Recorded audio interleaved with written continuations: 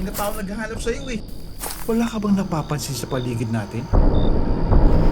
Malalaman natin ngayon kung ano talaga ito.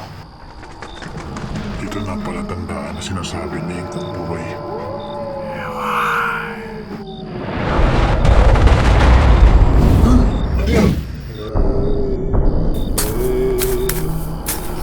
Parang may pinahihiwating ang panahon.